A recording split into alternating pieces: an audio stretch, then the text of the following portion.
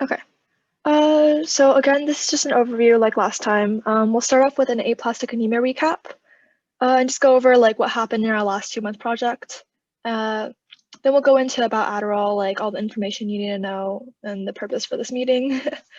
We'll go into some volunteer opportunities and also a leadership opportunity we have available.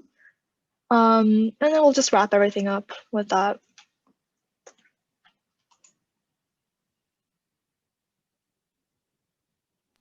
Okay, so we have officially concluded our first YHAA project. For the past 2 months, we worked with Aplastic Anemia and MDS International Foundation to spread awareness and fundraise for aplastic anemia research and patient relief.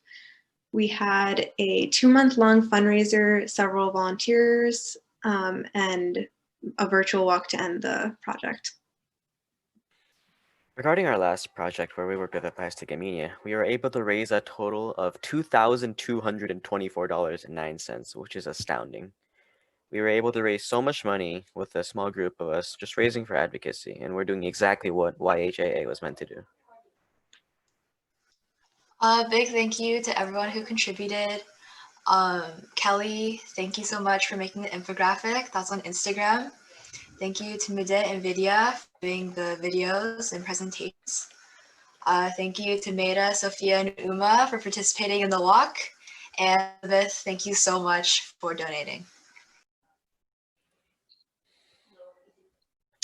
Okay, so now we're moving on to our next project, which is drug addiction and abuse.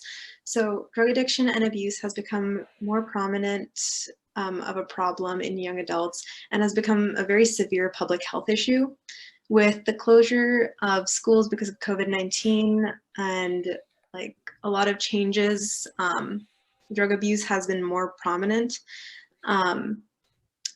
COVID-19 related social isolation and stress can increase susceptibility to substance abuse and misuse addiction.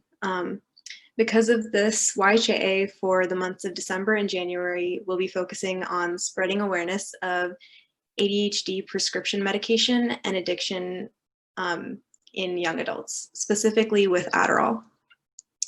For this project, we'll be working with the nonprofit Tech. Actually, before we get started on the info about Adderall, I wanted to introduce Maida. She's the co-chair of Tech, and she can just talk about what Tech does and what they're all about.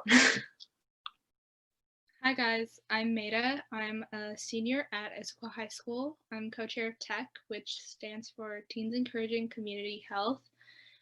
So our group is a nonprofit based around doing work within the community surrounding substance abuse prevention and mental health issues.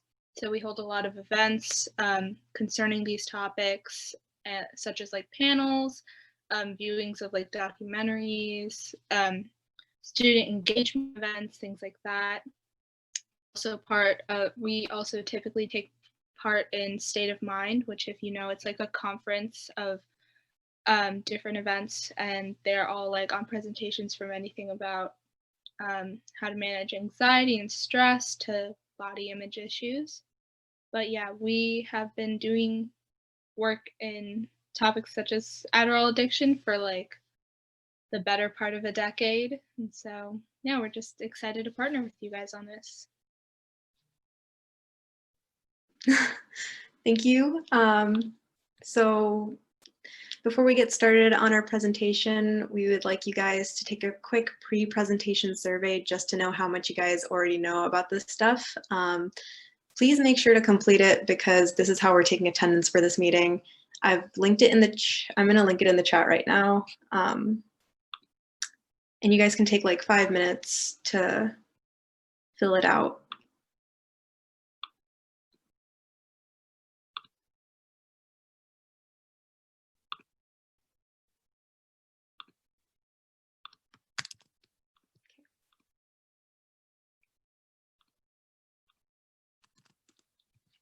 Yeah, so you guys can just come back in like 5 minutes after taking it, and we'll just keep going on with the presentation.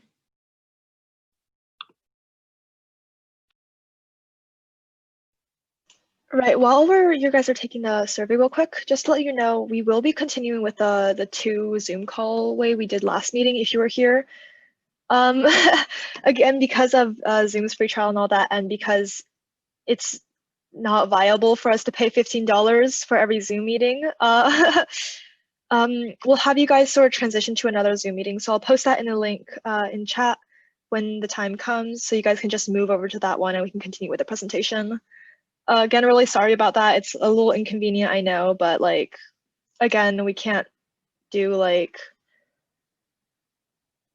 no, you don't have to mute it. Like, it's just to see what you guys know and all that. Like, you don't have to get a certain amount, right?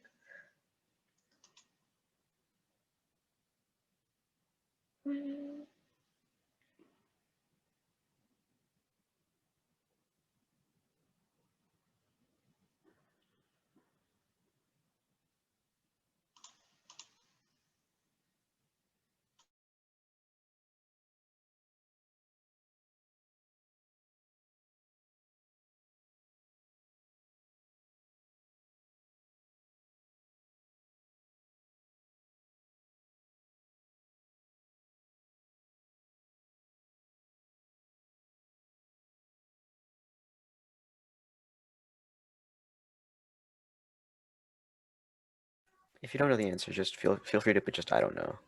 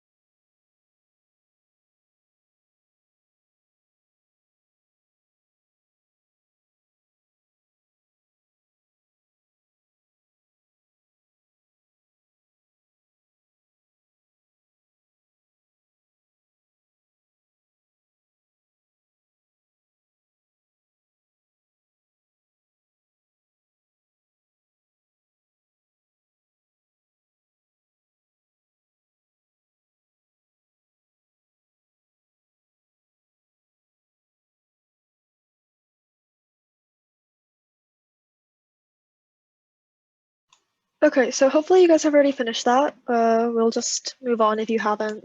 Don't worry, just get it in at some point during the survey or during the meeting. Okay. So now there are essentially 5 prescriptions for ADHD, right? And first off, there's Adderall. Adderall is a morning drug that you take for ADHD and narcolepsy because of how it heightens your attention. It lasts about 4 to 6 hours and takes about an hour to kick in, and it'll be used 1 to 3 times a day depending on the prescription. And Adderall will contain amphetamine and dextroamphetamine. Then next we have Ritalin, right? It's an ADHD treatment drug which contains methylphenidate. The dosage takes about 30 minutes to kick in and will last for about 3 to 4 hours depending on the dosage you have. This will usually be diagnosed to be taken about 2 or 3 daily doses. However, if you take Concerta, which is an extended release version of Ritalin, you will only need to take 1 dose per day rather than 2 or 3. And then there's Focalin. Focalin is another prescription drug that contains dexmethylphenidate, which has similar dosage plans as Ritalin. Ritalin can react with more things, which could create more side effects, but otherwise it's very similar to Focalin. Now, Vivance is a 12-hour medicine for ADHD that contains lisdexamfetamine. Now, this one's going to be used once a day at around the same time. Now, and then dextrine, which is similar to Adderall, is an ADHD drug that contains dextroamphetamine. This can be used on children between ages 3 to 12, adolescents, and adults. Sorry about that. And then now for the Adderall pill specifics, right?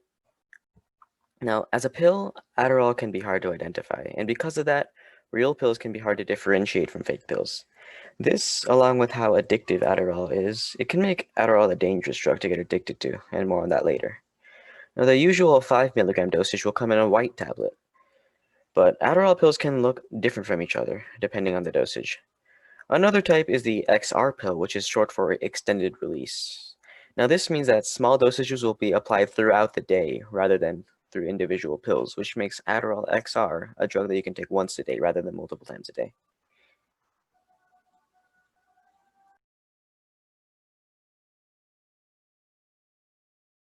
Okay, so I'm going to be talking about how Adderall affects your brain, like the scientific process behind it. So, Adderall is basically a combination of amphetamine salts. It's in a class of drugs called stimulants. And stimulants, as opposed to depressants, are known to increase your heart rate and bring you up, kind of, as opposed to depressants, which calm you down. So prescription stimulants are used to usually treat attention deficit hyperactivity disorder, also known as ADHD. And it is classified as a Schedule II drug. And basically, the DEA schedules its drugs in 5 categories. And they classify them by the drug's abuse and dependence potential, not on their potency or the extent of the effects. So basically, this is just telling you that Adderall is just as addictive as fentanyl and oxycodone, drugs like that. So you might be thinking, stimulants and hyperactivity seem like a very weird match. If someone can't sit still, why would you give them more energy? Like with a lot of other psychiatric treatments, the answer has a lot to do with chemical imbalances in the brain. When Adderall is ingested, it takes effect on the brain within about an hour, generally. Adderall affects neuroreceptors in the central nervous system, increasing the effect of serotonin and dopamine. Dopamine is the neurotransmitter associated with feeling good, and it's the brain's reward system, which ties into a lot of how it's so addictive. In patients with ADHD, genetic studies have indicated that these individuals may have dysfunctional dopamine release. Because of their lack of dopamine, it's theorized that the brain is constantly seeking stimulants, resulting in distractibility, commonly seen in ADHD patients. The dopamine and serotonin released by Adderall overcomes this deficit in ADHD patients, causing increased focus and making you feel less distracted. Adderall also causes the release of norepinephrine, which activates the sympathetic nervous system. This basically initiates your flight or fight response. This is what happens to you when you are super stressed. This results in your body moving more blood and energy towards your major organs and away from your limbs and digestion, which essentially increases your alertness. Now, there are 2 main categories of stimulants that are used to treat ADHD. There's methylphenidate, which is Ritalin, and there are amphetamines like Vyvanse and Adderall. No matter what category they're in, these stimulants target dopamine. Methylphenidate is a dopamine reuptake inhibitor, which means that when a neuron sends out some dopamine, the drug prevents it from collecting back whatever it doesn't get picked up by the next neurons right away. Amphetamines work a little differently. Instead of keeping neurons from collecting the dopamine that they've already released, it stimulates them to release more of it. But both types of stimulants specifically help in increase of dopamine levels. By leaving more dopamine between the cells, basically you have more dopamine in your system. All of that leads to less of a need to get more stimulation from your environment, which makes it easier to focus. So for a lot of people diagnosed with ADHD, these stimulants can really help a lot. But stimulants work for ADHD patients because they change the chemistry of your brain to counteract the differences that cause problems with focus, along with all those other executive functions. It's not about giving people more energy. The way stimulants affect the imbalance in your brain can reveal a lot about what's really happening when you get distracted or hyperactive. And what changes in your brain when you're focused and attentive. It can also explain why why people without ADHD take these meds. They may not be getting the same boost they might think they are. Yeah. Okay, so this is just going to be a brief history of ADHD medication. So before ADHD was commonly known as ADHD, it had a lot of other names. Some of them were hyperactive child syndrome, hyperkinetic impulse disorder, and organic brain disease. It started being called ADHD around 1987, but doctors have known about it and have been calling it a variety of different things for much, much longer. And references to things like ADHD can be traced back to the 18th century. But the first official ADHD treatment was Benzedrine, which was used by Dr. Charles Bradley in 1937. And it sort of helped, it showed that kids behaved better in school and that their school performance was getting better. And so, but then Adderall was first used in 1960 to treat ADHD. And then in 2001, Adderall XR was used to treat ADHD, which Justin mentioned earlier. It's basically Adderall that's designed to dissolve slowly and release in small amounts throughout the day, meaning you have to take it in more spread out doses. And obviously there were a lot more other medications here, but these we just labeled as the major turning points for ADHD medication.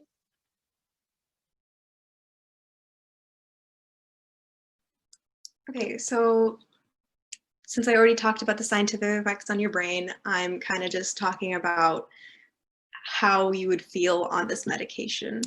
So Adderall directly affects your brain and gives you more energy and keeps you focused.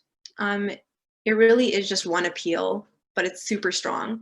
You can focus harder for longer, and that's really the whole deal. But that really hits hard with some students and some professionals.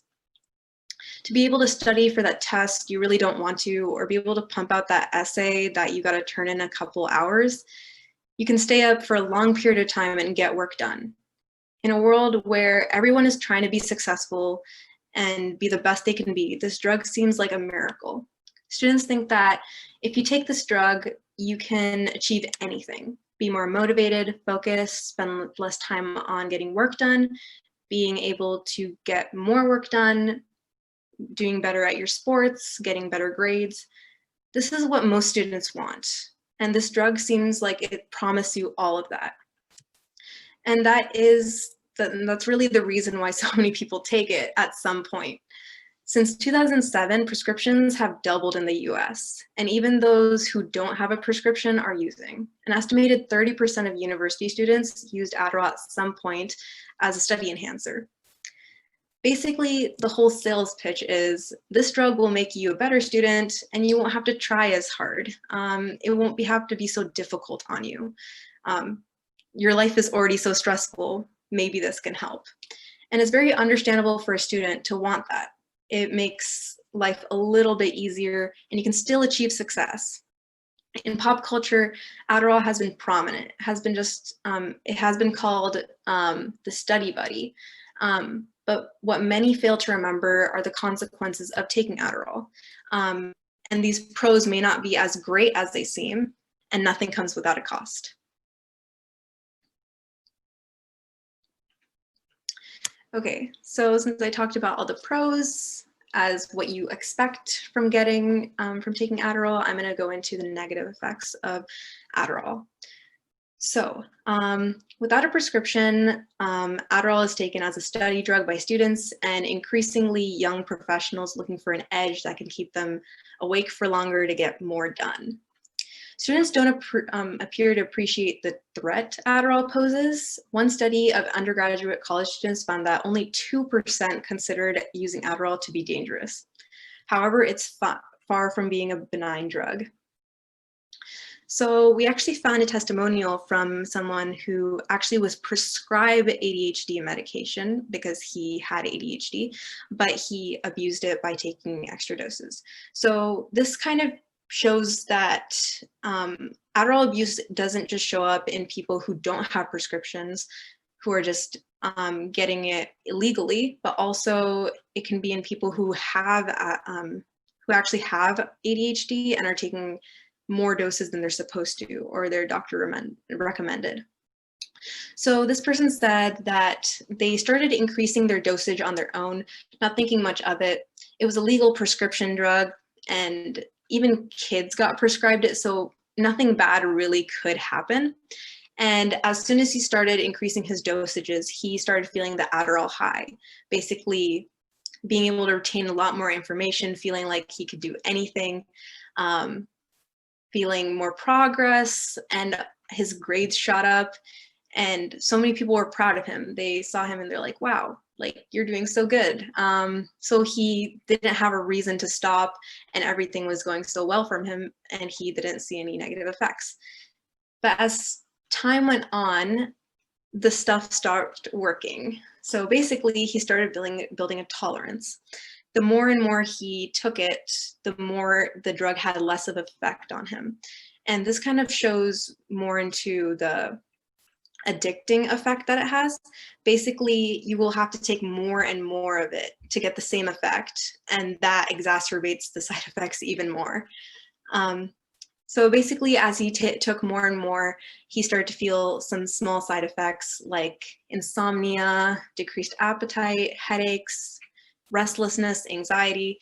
And he didn't think much of it, obviously, because everybody has some nights where they can't sleep. Some people get headaches. It's not that big of a deal.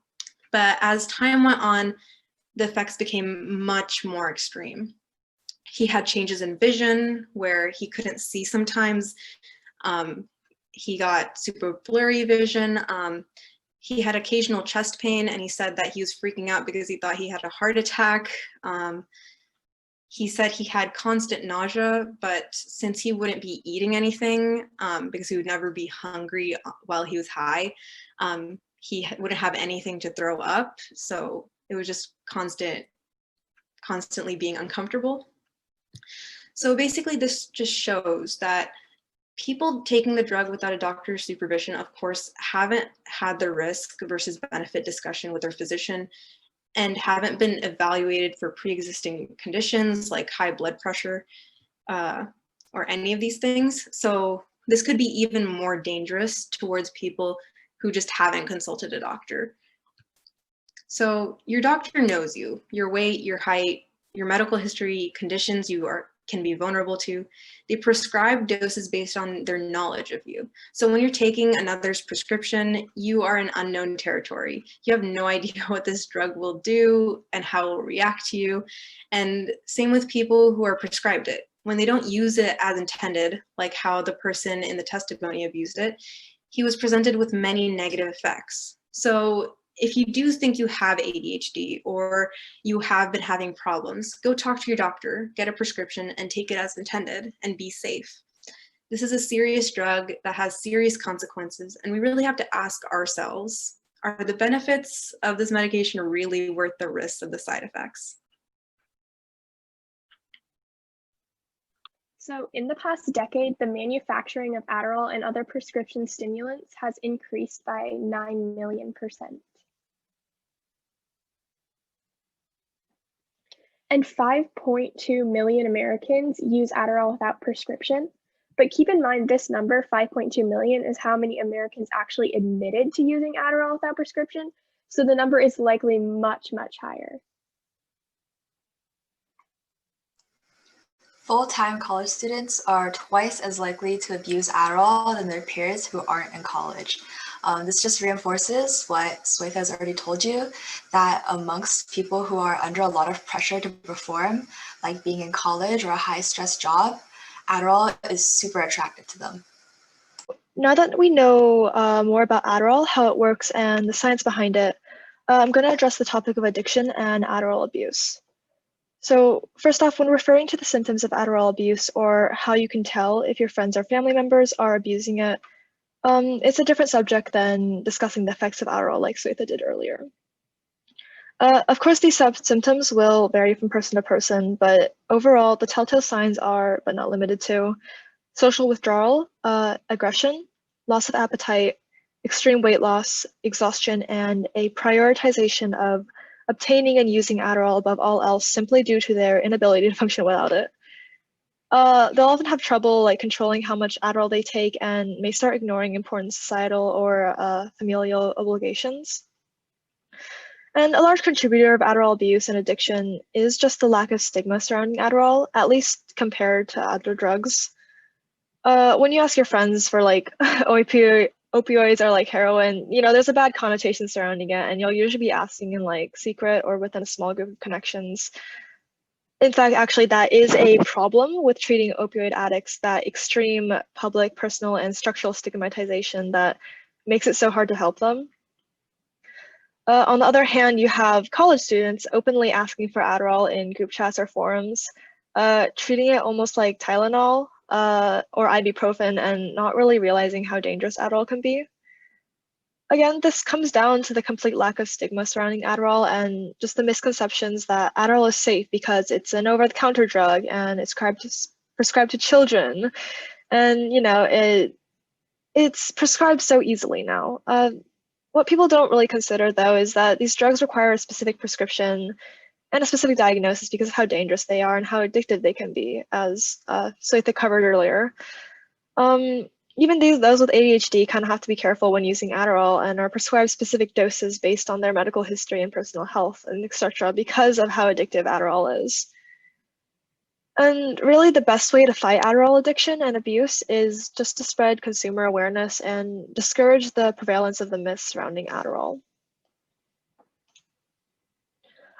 Moving on to how to help those addicted or abusing Adderall. With most withdrawal symptoms, they don't actually necessarily indicate addiction, but are still helpful to know. Again, like the symptoms of abuse, withdrawal symptoms will vary from person to person, and aside from the obvious inability to function without Adderall and Adderall cravings, withdrawal symptoms will include trouble sleeping, fatigue, panic attacks and anxiety, and depression. And it's usually discouraged actually by doctors to abruptly end Adderall use due to the crash experience during withdrawal. For long-term and extreme abuses of Adderall, the withdrawal process can be particularly severe and can be a major health hazard, possibly causing cardiac arrest and seizures and psychosis. Obviously, this can make detoxing extremely difficult, and because of that, a tapering off approach under medical supervision and based off of the person's personal health needs is recommended. During this abstinence phase, patients will undergo individual or group psychotherapy as well as cognitive behavioral therapy.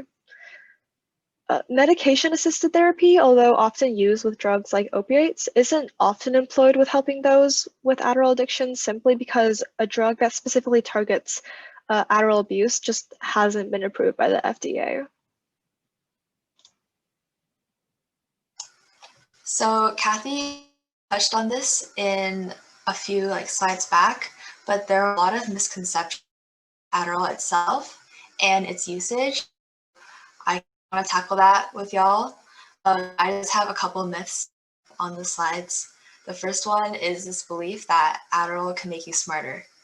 And first of all, a drug can make you more intelligent.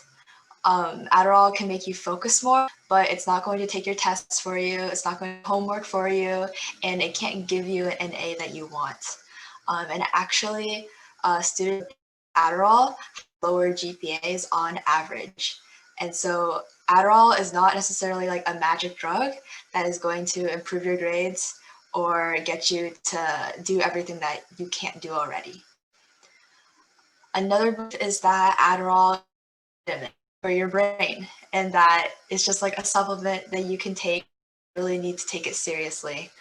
As you've learned, Justin, Adderall is a drug, and it can drastically change your chemistry. It doesn't necessarily just produce like nutrients that your body would need otherwise. This is why you can only get it through a prescription, and so it's really not something to take in lightly, and you should be taking it if you're not prescribed it. And that brings me to the third point. Some people believe that anyone can take Adderall, and I think that's because most people know that Adderall is prescription. However, there's just these stories of people just going into group chats, just being, does anybody have Adderall, and just getting it easily and then taking it like it's nothing. I said Adderall is on you can only get it through a prescription for a reason, and the effects of Adderall aren't necessarily the same for somebody with ADHD somebody who needs it because of a medical diagnosis. And so if you need Adderall, the effects that it's going to have on your body can be really unpredictable.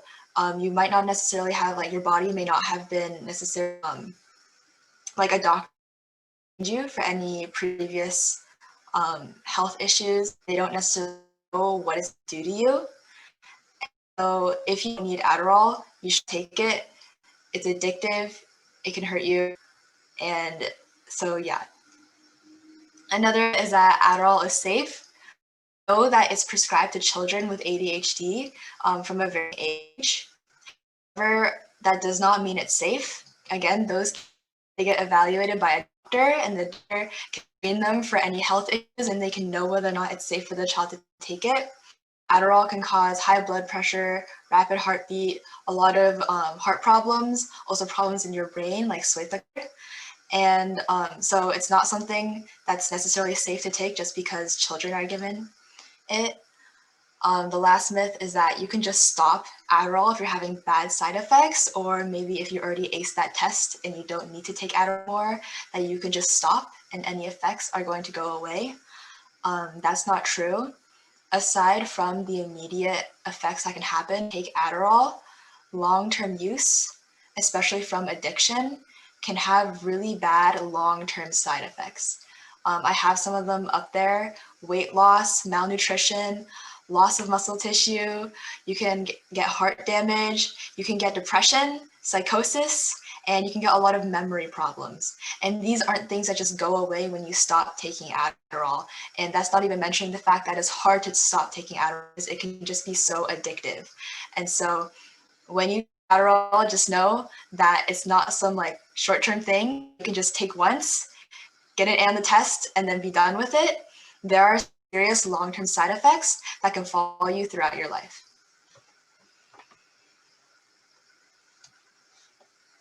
And so the volunteer opportunities for this Adderall project, the ones that we're offering like right this second are very similar to the ones that we had last project.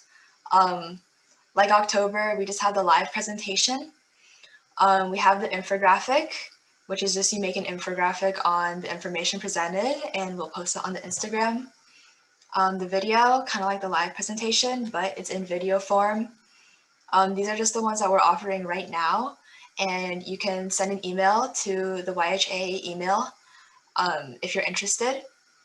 But throughout this project, we're going to be announcing more volunteer opportunities. And so if none of these you're like particularly interested, don't worry. We're going to be sending out more emails and announcing other opportunities that you might be more interested in.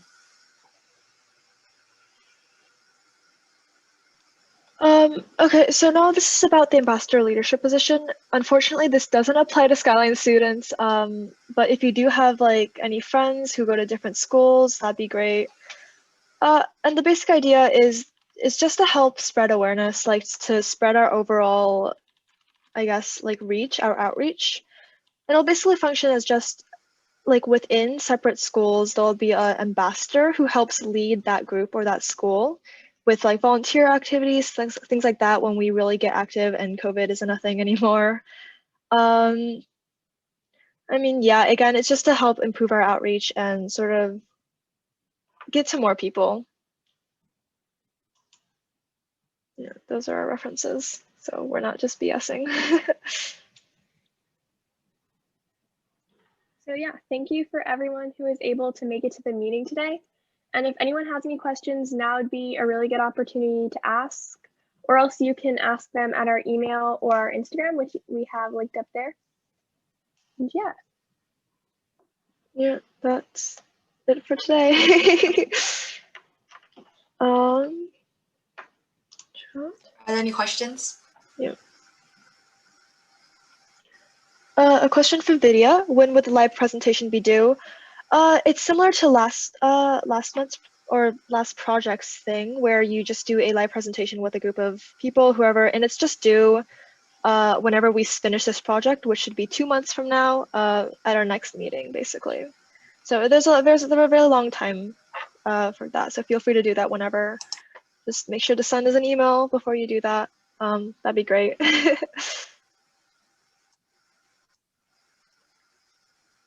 Okay, so I think, are there any other questions? You can get 1 hour from it, or if you do multiple presentations with multiple groups of people, that can also count for multiple hours, but you can get a max of 1 hour per presentation. Yeah. So, you guys don't have any Also, more? if you have any questions about like volunteer hours, and if they're asking for a supervisor, like your school, if you're putting in these hours for your school, you can email us and we can redirect you to our supervisor so she can figure that out for you guys. So if that's it and you guys have no questions, feel free to have a great rest of your day, basically. Yep, thanks for joining us. Bye. Bye. Bye, all. Bye. Yeah, thanks for coming. All right. Thanks for organizing the meeting. Good friends. Goodbye. Yeah.